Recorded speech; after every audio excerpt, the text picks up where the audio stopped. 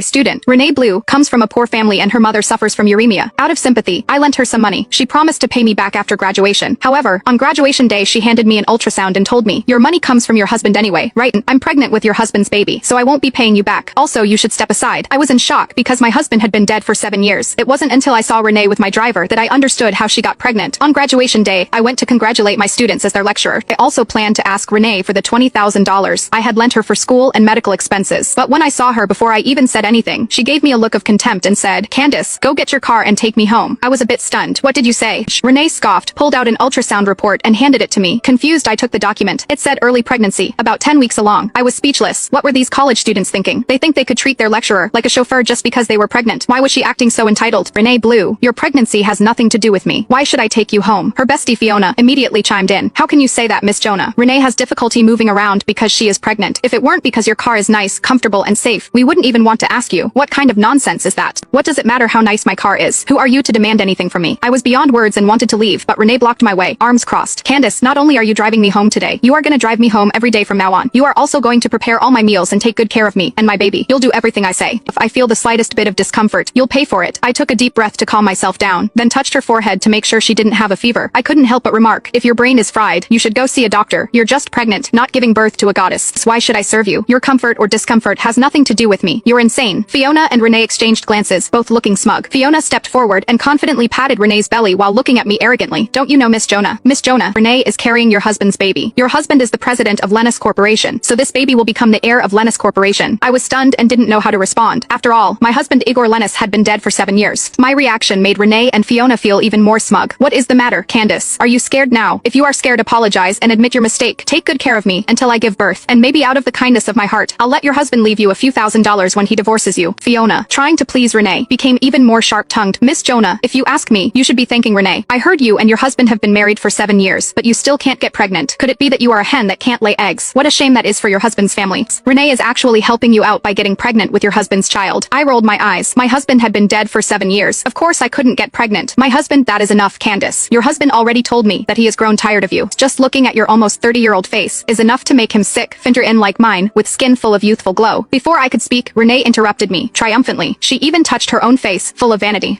"You must be mistaken. Oh right, Candace. As for the money I owe you, forget about it. We all know it is your husband's money anyway. I am pregnant with your husband's baby, so I am not gonna return the money anymore. Also, you should step aside." Renee didn't give me a chance to speak. She kept talking over me. Fiona also chimed in like a good lapdog. "Miss Jonah, you are driving a luxury car, wearing designer clothes, and enjoying all of Mr. Lennis's financial resources, but you can't give him an heir. If I were you, I'd be so ashamed of myself. Fortunately, Renee is kind and fertile, and she is about to give your husband